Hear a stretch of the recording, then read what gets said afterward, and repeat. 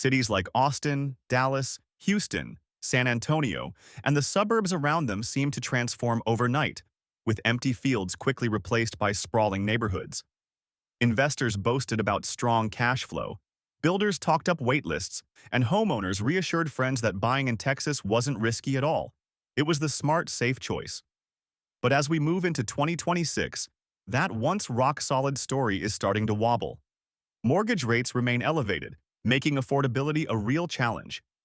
Property taxes across many Texas counties have surged as home values climbed. Insurance premiums are rising too, driven higher by years of extreme weather. And in several major cities, for sale signs are becoming harder to ignore, along with a growing number of price cuts that sellers would rather downplay. Welcome to Discover the Cities. Today, we're counting down 10 Texas cities where home prices appear poised for a significant downturn in 2026. These aren't places where the housing dream has already collapsed. They're places where pressure is quietly building, where inventory is rising, buyer demand is thinning, and homeowners are starting to question whether they purchased just before the market shifted. Let's get started. Number 10. Corpus Christi. Corpus Christi has always been, first and foremost, a blue-collar port town. The local economy runs on refineries, shipping traffic, tourism, and fishing. Those industries are what keep the city moving. For a long time, that foundation kept home prices relatively reasonable. People moved here because coastal living was still attainable on an everyday paycheck. When the nationwide coastal housing surge took off, Corpus Christi quietly slipped into a new spotlight. Buyers from outside the area stumbled across listings near the Bay and the Barrier Islands and were stunned by how affordable they looked. Second home buyers snapped up beach properties on Mustang Island. Investors from other parts of Texas bought small single-family homes and duplexes, betting they could rent them to refinery workers or short-term visitors. For a brief moment, it felt like the city was finally receiving the recognition locals had heard promised for decades. By 2026, that attention has taken on a very different tone. Insurance costs along the Gulf have surged, with wind and storm coverage that once seemed manageable now taking a serious bite out of monthly budgets. Property taxes have climbed as appraisals caught up to the recent run-up in prices. Meanwhile, wages tied to the local economy haven't increased at nearly the same pace. The outcome is straightforward. Owning a home in Corpus Christi no longer feels like a steal for many families. Homes are lingering on the market, especially in older neighborhoods farther from the water and in newer developments on the outskirts of town. Sellers who price their homes based on peak market conditions are finding themselves cutting prices, then cutting again. Properties that would have sparked bidding wars in 2022 now attract a single cautious buyer, often asking for repairs and help with closing costs. Investors who once loved the numbers on paper are discovering how quickly higher insurance, maintenance, and vacancies can flip a deal from profitable to painful. Corpus Christi isn't collapsing. The port remains active and the beaches haven't gone anywhere. But it earns a spot on this list because the divide between home prices and what the local economy can realistically support keeps growing wider. Inside that gap, the early outlines of a meaningful price correction are starting to appear. One that could feel sharper than anything most residents here have experienced before. Number 9. El Paso. Sitting on the far western edge of Texas, El Paso has always followed a very different path than booming metros like Houston or Dallas. It's a border city, a military town, and a place shaped by steady growth rather than wild surges. For decades, that meant the housing market stayed relatively quiet. Prices rose gradually, but dramatic spikes were rare. That sense of calm began to erode after two major shifts. First, the rise of remote work, combined with soaring housing costs in places like Phoenix, Denver, and California, pushed some buyers to hunt for a more affordable desert alternative. At the same time, investors noticed El Paso's low starting prices and its reliable military presence and saw an opportunity. They bought entry-level homes, aging duplexes, and brand-new houses in expanding suburbs, convinced the rest of the country would eventually catch on. Home values did climb. In certain neighborhoods, they increased much faster than local paychecks tied to base employment, schools, trucking, and service jobs. By the early 2000s, there were parts of El Paso where the price of a basic three-bedroom home no longer lined up with what most working families in the city could reasonably afford. By 2026, That imbalance is becoming hard to ignore. Higher mortgage rates have sharply reduced buying power, turning payments that once felt doable at 3% into something punishing at 7%. Insurance and property taxes have also inched upward. Some out-of-area buyers who rushed in earlier are now looking for the exit, especially those who purchased several properties at once. Inventory is rising, particularly in newer developments on the outskirts of the metro and in older neighborhoods that saw fast flips earlier in the decade. Listing histories show more frequent price reductions. Homes go under contract, only to come back on the market when buyers fail to secure financing at today's rates. Investors who expected a constant stream of new arrivals are discovering that demand simply isn't as deep as they anticipated. El Paso is still a resilient city with a strong sense of identity and a unique cultural and geographic position. But its inclusion here serves as a cautionary tale. When a historically stable market is pushed too far, too fast by speculation and outside expectations, it doesn't take a major recession to trigger a tough correction. Sometimes, all it takes is higher interest rates and local incomes that were never able to catch up in the first place. Number 8. Waco. Sitting near the center of Texas, Waco used to be little more than a waypoint between Dallas and Austin, a town people pass through rather than plan to visit. That changed when television exposure, aggressive tourism marketing, and its convenient halfway location reshaped Waco into something new. A recognizable brand, a popular weekend getaway, and a supposedly affordable place to buy an older home and turn it into a dream renovation. That new identity attracted a surge of outside money. Investors from across Texas and beyond snapped up bungalows, ranch homes, and established neighborhood properties, drawn in by low prices and easy access to two major metro areas. New subdivisions began spreading outward, and for a few years, homes that once circulated quietly among local families were suddenly part of a much larger, more speculative market.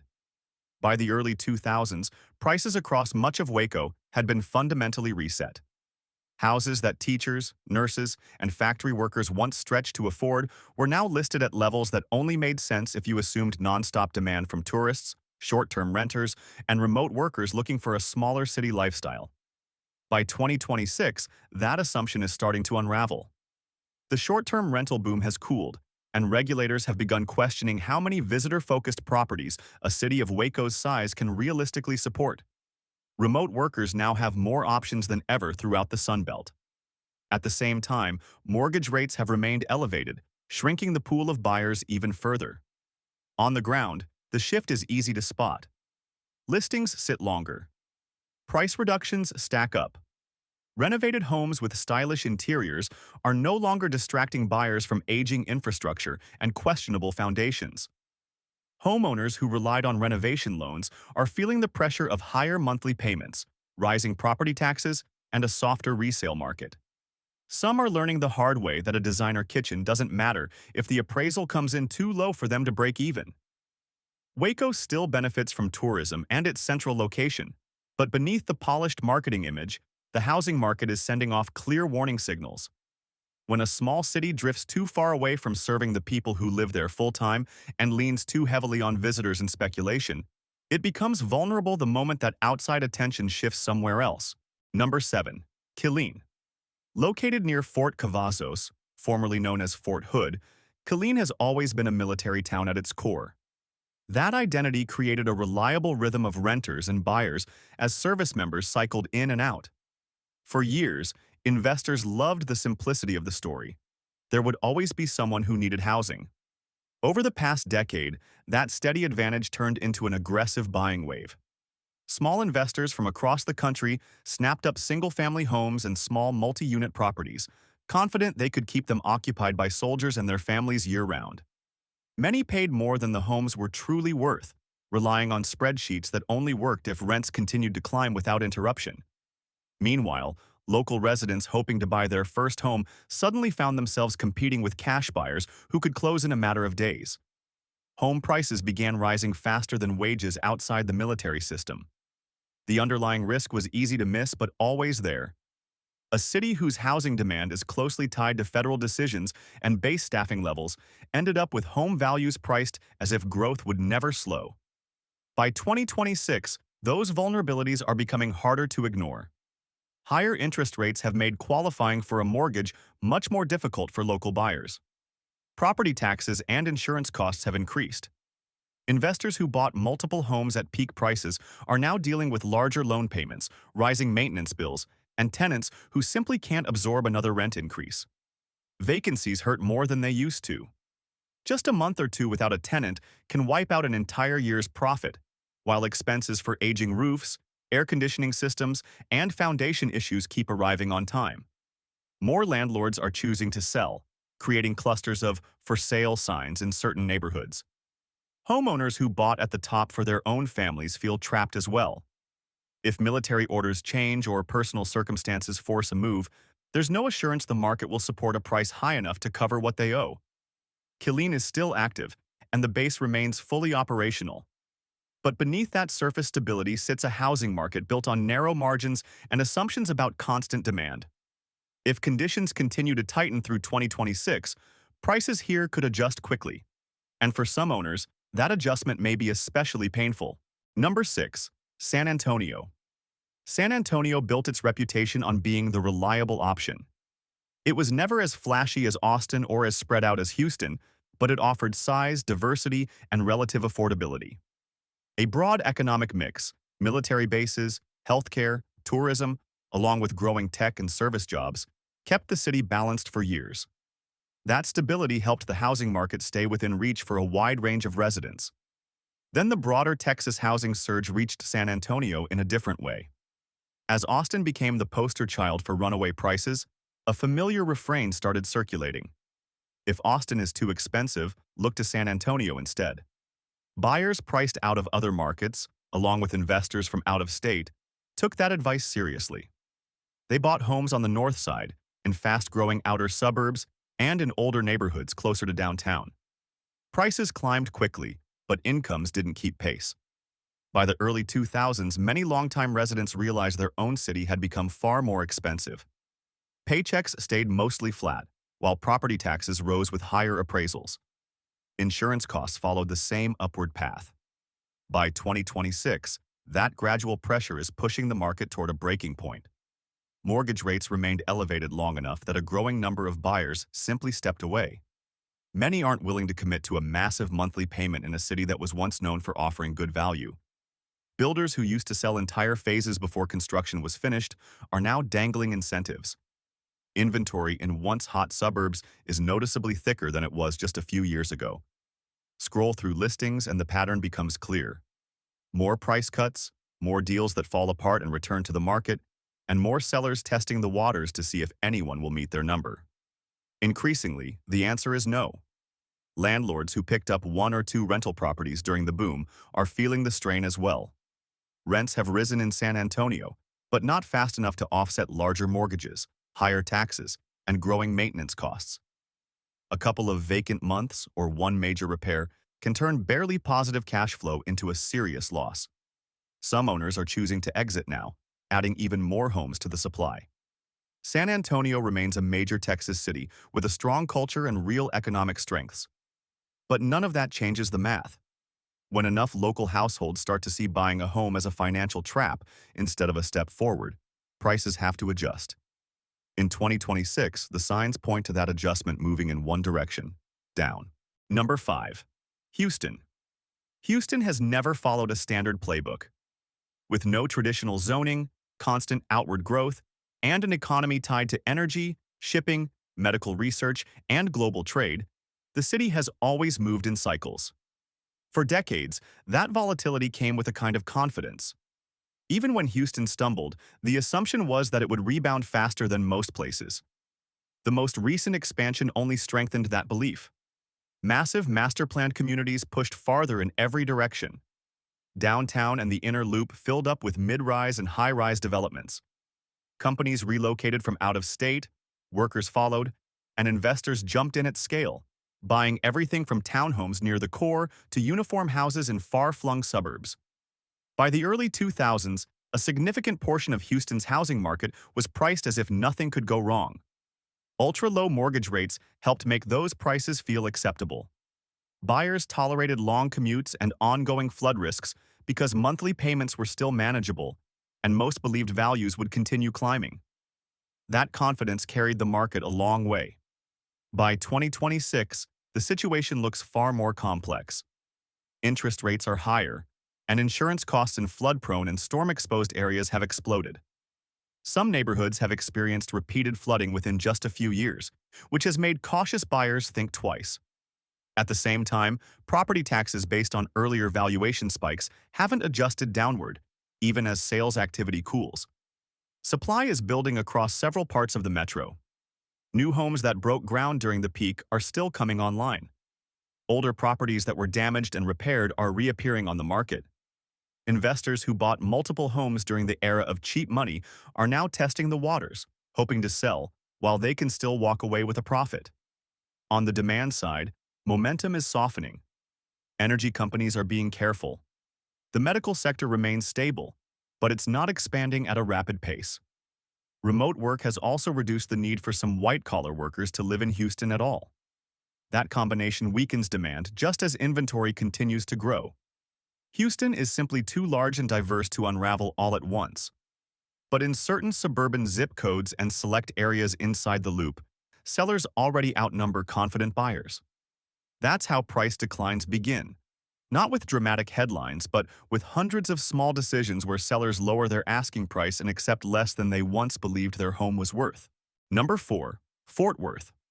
Fort Worth has long viewed itself as the quieter, more grounded counterpart in the Dallas-Fort Worth pairing. With roots in cattle auctions, aerospace manufacturing, freight yards, and the stockyards, the city built an identity around real work, even as downtown gradually added more glass and steel. For many years, that balance kept housing simple and attainable. You could work at Lockheed, teach in local schools, or haul freight and still afford a reasonable home. That equation began to change over the past decade. As Dallas and its closer-in suburbs pushed into ever-higher price territory, buyers started looking west. Development stretched outward toward places like Alliance, Keller, and Hazlitt. Within the city itself, older neighborhoods that had housed working families for generations were suddenly rebranded as the next up-and-coming hotspots. Investors moved in, snapping up starter homes, small duplexes, and worn bungalows to flip or convert into rentals. At first, it felt like Fort Worth was finally benefiting from the region's explosive growth. Then the numbers stopped lining up. Rising mortgage rates turned once manageable payments into a burden. Property taxes, recalculated after years of climbing valuations, began squeezing households whose incomes hadn't grown nearly as fast. Insurance premiums followed, driven higher by stronger storms and more expensive rebuilds. The strain is visible along the city's growth corridors. In subdivisions north and west of Fort Worth, identical floor plans show up again and again online, each listed for a little less than the one before. Closer to the city core, homes that were flipped at peak prices during the frenzy are lingering, as buyers look past fresh finishes and ask a harder question. Does this price make sense on a Fort Worth income, not a Dallas-level assumption? Fort Worth is still attracting employers, adding warehouse space, and drawing people who prefer its more laid-back identity. But underneath that momentum sits a housing market that pushed modest homes to ambitious prices without a matching rise in wages. As those realities collide in 2026, parts of the city are already quietly resetting expectations about what a Fort Worth home is truly worth. Number 3. Dallas. Dallas has always operated in superlatives: bigger highways, larger office parks, sprawling suburbs, and an attitude that more is always better. That way of thinking flowed directly into the housing market. As corporate headquarters moved in and construction cranes reshaped the skyline, a quiet assumption took hold. Any piece of Dallas real estate was a guaranteed win.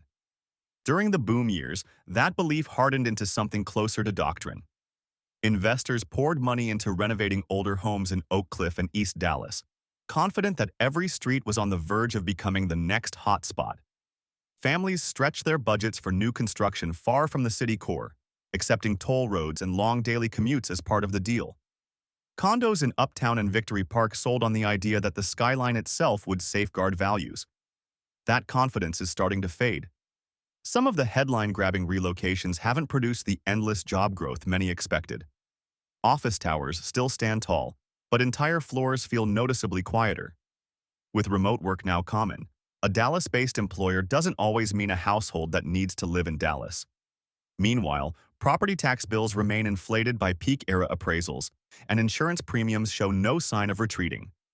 The shift is visible one neighborhood at a time. In parts of the city, freshly renovated homes are sitting unsold long enough for the staging furniture to lose its shine. On the outskirts of the metro, builder subdivisions are competing directly with one another, offering incentives, discounts, and upgrades that would have been unthinkable just a few years ago. Buyers who once rushed to lock something down are slowing the process, negotiating harder, and waiting, because they know more inventory is on the way. Dallas isn't about to lose its status as a major business center, but its housing market is being reminded that even here, there's a ceiling on what people will pay simply because the story sounds impressive. In 2026, the growing gap between the Dallas brand and what local households can actually afford is pulling prices lower in more than a few corners of the city. Number 2. Frisco. Frisco is the place where Texas suburbia turned itself into a full-blown lifestyle brand. Friday night lights, brand new stadiums, professional sports practice facilities, polished shopping districts, highly ranked schools, and master-planned neighborhoods all promised a complete, curated life just minutes from home. For a while, that formula worked almost perfectly.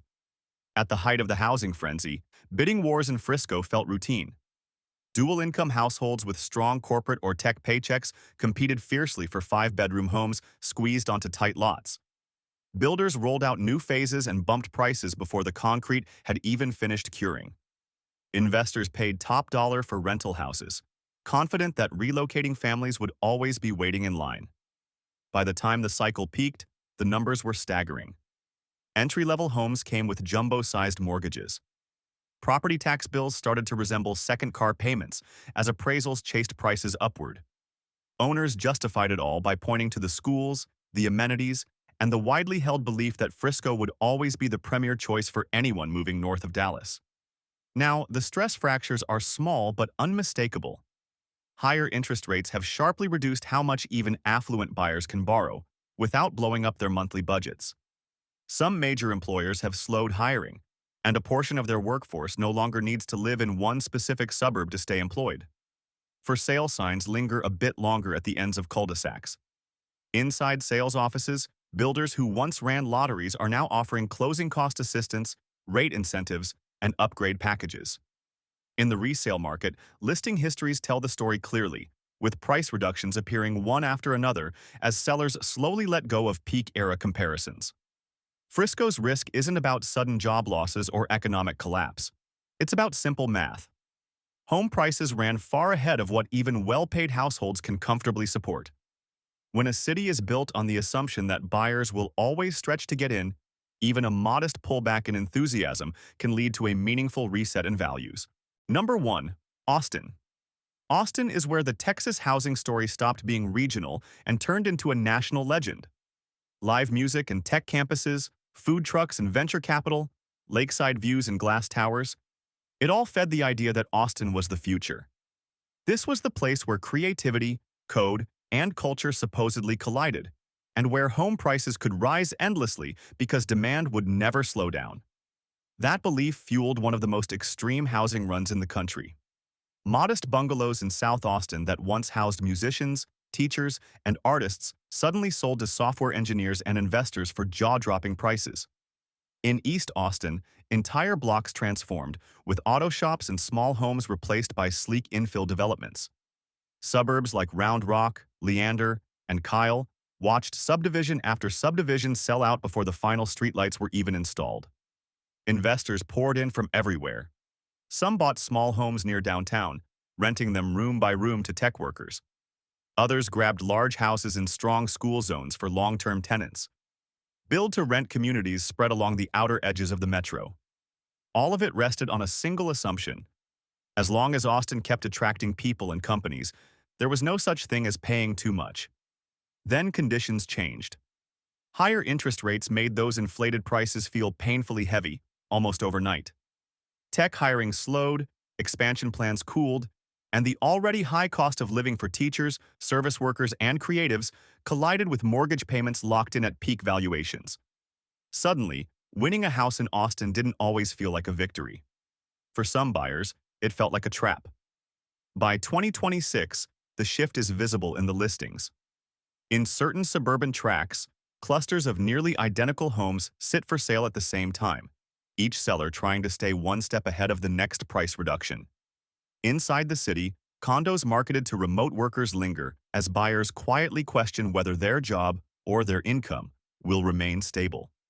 Owners who bought at the top and now need to move are discovering that the equity they expected isn't there, and in some cases, never really was. Austin is still alive and magnetic. The festivals continue. The skyline keeps climbing. The culture still draws people in. But it sits at the top of this list because no other Texas city pushed home values as far based on the belief that demand would never hesitate. Now that demand is hesitating. The correction in Austin's housing market is no longer theoretical. It's showing up on doorsteps across the metro in 2026.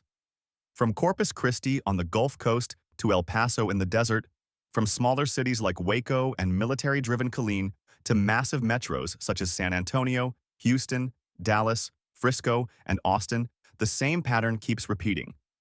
Texas spent years being sold as the place where home prices could rise without breaking people the way they did on the coasts. Lower costs, faster growth, more land. That was the promise. In 2026, the bill is coming due. Mortgage rates stayed high. Insurance costs climbed. Property taxes followed inflated valuations. Wages didn't always keep up. And beneath all of it sits a reality no marketing campaign can hide forever. Home prices can't remain detached from local incomes, real jobs, and the actual monthly budgets of the people who live there. You've been watching Discover the Cities. If this breakdown helped you see beyond the headlines and understand the pressure building under the Texas housing market, subscribe and turn on notifications so you don't miss what's next.